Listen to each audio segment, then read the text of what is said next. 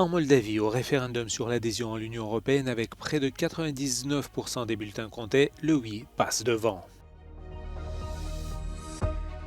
À moins d'une semaine des législatives, des dizaines de milliers de Géorgiens manifestent pour dire leur attachement au projet d'adhésion à l'Europe.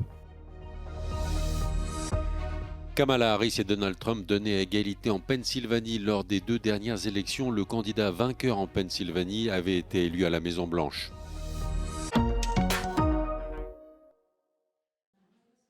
Les Moldaves favorables à l'inscription dans la constitution du pays d'une voie vers l'adhésion à l'Union européenne ont une courte avance.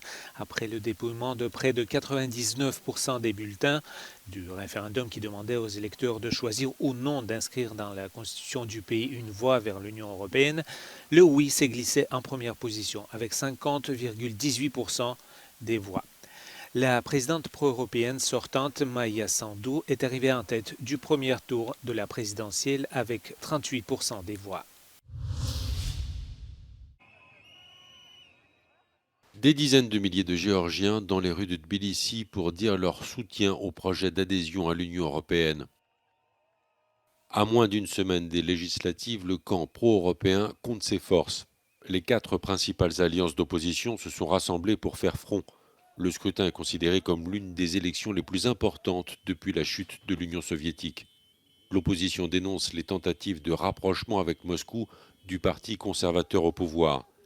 Rêve géorgien est le nom du parti de la majorité. La formation est aux mains du pro-russe Bidzina Ivanishvili. L'oligarque de 68 ans appelle les électeurs à choisir entre l'esclavage et la liberté, entre la guerre et la paix. Le projet européen est inscrit dans la Constitution, mais reste fragile. Bruxelles a gelé le processus d'adhésion depuis l'adoption en mai dernier d'une loi sur l'influence étrangère. La loi est copiée sur la législation russe et permet de réprimer les voix dissidentes. Les autorités avaient violemment réprimé les manifestations de l'opposition contre la loi russe. Les États-Unis ont imposé des sanctions contre plusieurs responsables et le chef de la diplomatie européenne se dit inquiet du glissement de la Géorgie vers l'autoritarisme. Les derniers sondages donnent vainqueur le camp pro-européen aux élections qui se tiendront samedi prochain.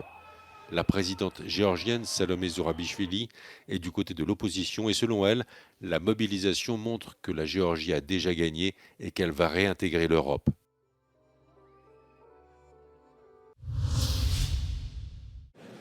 En visite à Bruxelles lors du dernier sommet européen, Volodymyr Zelensky a déclaré que la majorité de ses alliés occidentaux ont soutenu son plan dit de la victoire. En ce qui concerne l'utilisation de missiles à longue portée, bien que le président ukrainien ait reçu des signaux positifs, il a critiqué le fait que des pays tels que les États-Unis, le Royaume-Uni et la France veuillent décider en tandem s'ils autorisent l'utilisation de ces missiles sur le territoire russe. Alexander Kornienko, invité sur notre plateau, est le porte-parole adjoint de la Rada ukrainienne. Il a déclaré que l'OTAN était un facteur crucial pour l'Ukraine depuis le début de la guerre. Because we all understand that one of the biggest and important, part of stress to Russia, it's to stress to Russia military objects near Ukraine, close to Ukraine, but not close maybe. Something far, and we do it right now with our, creative solutions like using long-range drones and someone else. But of course, if you talk about real serious part like military strategy of that, we need to use long-range artillery, of course. Lors de sa visite, le président Zelensky est revenu sur cette information dévoilée la semaine dernière sur la présence de soldats nord-coréens en phase d'entraînement près de la frontière ukrainienne. Il a prévenu que l'engagement d'hommes sur le terrain venant d'autres pays pourrait mener à un conflit plus général.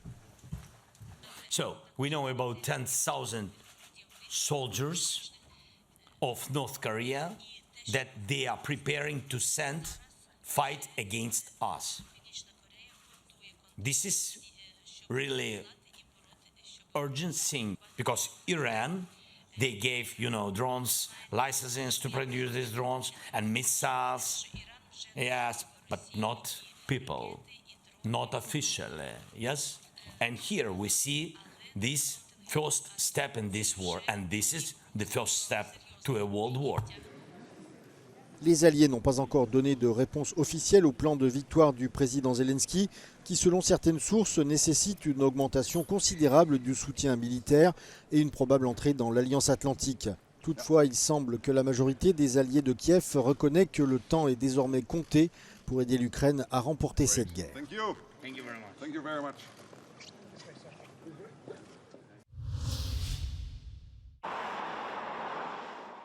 À 2 semaines de l'élection présidentielle, Kamala Harris et Donald Trump sillonnent la Pennsylvanie dans l'espoir d'arracher les derniers votes décisifs de la course pour la Maison-Blanche.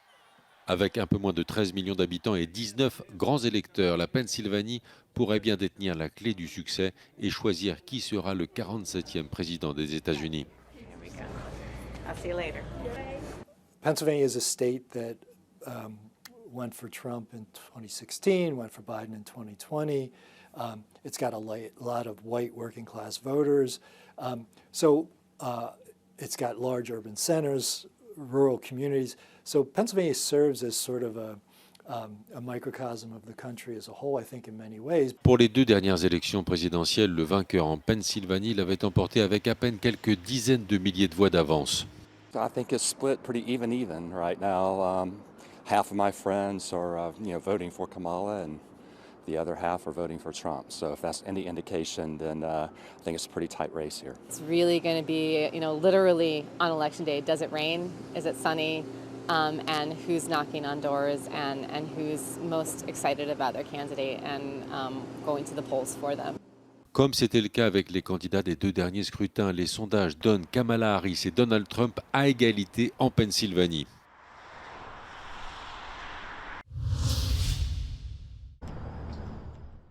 Israël a frappé dimanche plusieurs bureaux d'une société bancaire libanaise qui finance le groupe militant Hezbollah.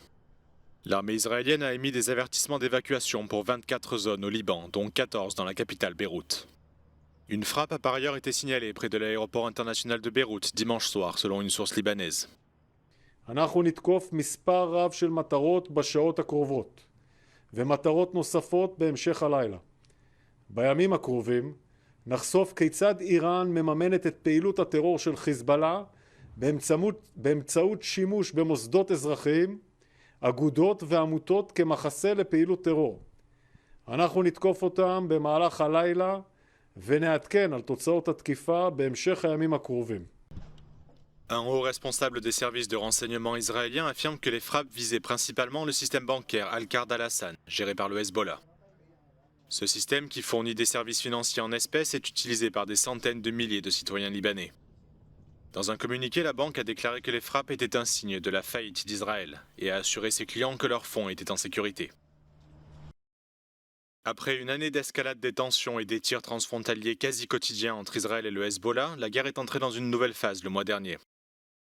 Israël a lancé ce qu'il qualifie d'opération terrestre ciblée au Liban à la fin du mois de septembre. Environ 15 000 soldats israéliens seraient actuellement déployés dans le pays. L'armée israélienne a par ailleurs déclaré que le Hezbollah avait tiré plus de 170 roquettes sur Israël dimanche et que 3 personnes avaient été légèrement blessées par un incendie provoqué par une frappe sur la ville de Safed dans le nord du pays. Canarias tiene un límite, les Canaries ont une limite. Des défilés regroupant des milliers de personnes ont eu lieu dans plusieurs endroits des îles Canaries ce dimanche. Les manifestants entendaient protester contre le tourisme de masse qui ne cesse de poser des problèmes et que les autorités se refusent selon eux à endiguer. Les habitants mécontents réclament des quotas touristiques et un changement radical dans la manière d'accueillir les visiteurs. Y no es normal que los canarios tengamos que salir de nuestra tierra para poder vivir cómodamente. Nos tienen ignorados, nos tienen aquí como si no existiéramos y no importáramos. 6 mois après la dernière grande manifestation du 20 avril, les marches ont eu lieu à Tenerife et Grande Canaria, à Playa de las Américas et Maspalomas, les épicentres du secteur touristique depuis des décennies. Selon les autorités, quelques 6500 personnes ont participé à la marche à Playa de las Américas à Tenerife. Elle s'est déroulée le long de la promenade qui était bondée de visiteurs profitant du soleil et d'une journée à la plage.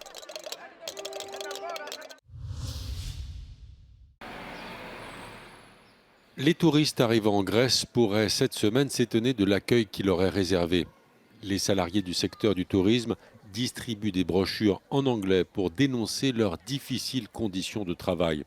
Les syndicats appellent à des mobilisations sur les lieux touristiques. Ζητάμε αυξήσεις οι οποίες θα καλύψουν την αγοραστική δύναμη του μισθού μας, την οποία την έχουμε χάσει λόγω της έκρηξης της ακρίβειας, 12% για 2 έτη, 6% για 1 έτος και ζητάμε εν έτη 2024 να εφαρμοστεί και σε εμάς το πενθήμερο 40ωρο.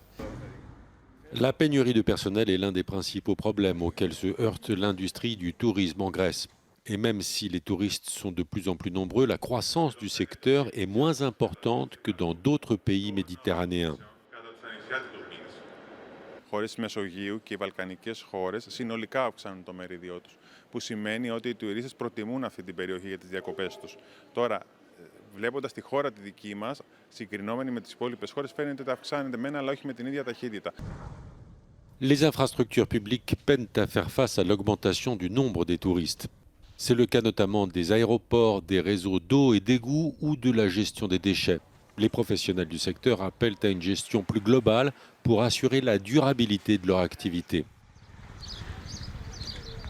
Να διαμορφώσουμε προϊόντα έξω από το ήλιος θάλασσα, για το οποίο είμαστε πάρα πολύ ισχυροί πλέον ως διεθνές brand για τη χώρα, να ενισχύσουμε τις υποδομές μας, το ανθρώπινο δυναμικό. There isn't a magic number as far as like how many tourists you can have in a destination. It's really about how you manage the destinations, how you manage the impact. For too many years, we've been measuring tourism with just the volume of tourism that arrives and just, how much money they leave behind. L'un des principaux objectifs de l'industrie du tourisme pour les années à venir est de renforcer les voyages hors saison et de promouvoir les destinations loin du littoral.